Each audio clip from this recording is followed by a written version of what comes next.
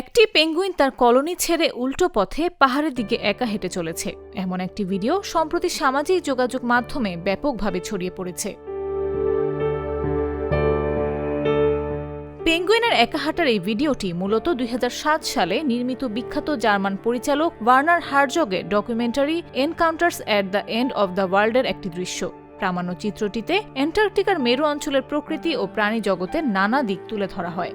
ভিডিওতে দেখা যায় অ্যাডেলি প্রজাতির একটি পেঙ্গুইন দলছুট হয়ে প্রায় ৭০ কিলোমিটার দূরের বরফে ঢাকা পাহাড়ের দিকে হেঁটে যাচ্ছে, অথচ পেঙ্গুইন সাধারণত সমুদ্রের কাছাকাছি থাকে। সেখানেই তারা সহজে খাবার খুঁজে পায়, সেখানেই গড়ে তোলে নিজেদের সম্প্রদায়। আপনারা অনেকেই হয়তো রবীন্দ্রনাথ ঠাকুরের সে গানটি শুনেছেন, যদি তোর ডাক না শুনে না আসে তবে একলা চলরে। অ্যাডেলে প্রজাতির এই পেঙ্গুইনটি যেন সে গানের মতোই একলা চলরে নীতি অনুসরণ করছে। এই দৃশ্যের বর্ণনায় ওয়ার্নার হার্জগ একে ডেথ মার্চ বা মরণযাত্রার সঙ্গে তুলনা দেন। তার ভাষায় এই পেঙ্গুইন এমন এক পথে এগুচ্ছে যেখান থেকে ফিরে আসার সম্ভাবনা নেই বললেই চলে। চলতি বছরে প্রায় ২ দশক পর এই মরণযাত্রা মানুষের কাছে নতুন অর্থ ও ব্যাখ্যা নিয়ে হাজির হয়েছে। অনেকে এই একাকী হাঁটাকে মানুষের অস্তিত্বের সংকট, মানসিক বিষণ্ণতা, জীবনের অর্থহীনতা বা উদ্দেশ্যহীনতার প্রতীক হিসেবে দেখছেন। কোনো কোনো পোস্টে পেঙ্গুইনটিকে বিদ্রোহী বা নিহিলিস্ট বলে আখ্যা দেওয়া হচ্ছে। নিহিলিস্ট পেঙ্গুইন নামটি জনপ্রিয় হয় কারণ পেঙ্গুইনটির হাঁটা দেখে মনে হয় সে ইচ্ছাকৃত, শান্ত এবং দার্শনিক ভঙ্গিতে এগোচ্ছে, যেন জীবনের সব অর্থই ছেড়ে দিয়েছে।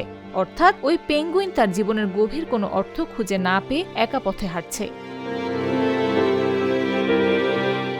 তবে বিজ্ঞানীরা বিষয়টিকে ভিন্নভাবে দেখছেন। তাদের মতে পেঙ্গুইনটি কোনো মানবীয় দর্শন বা আবেগতাড়িত হয়ে একাকী পথ বেছে নেয়নি।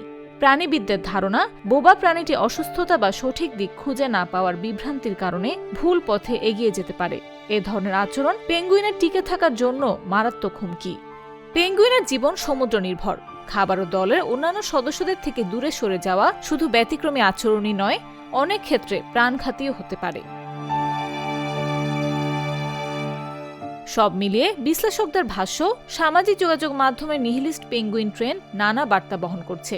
কেউ এতে খুঁজে পাচ্ছেন একাকিত্ব জীবনের ক্লান্তির প্রতিফলন, কেউ আবার দেখছেন মুক্তির আকাঙ্ক্ষা।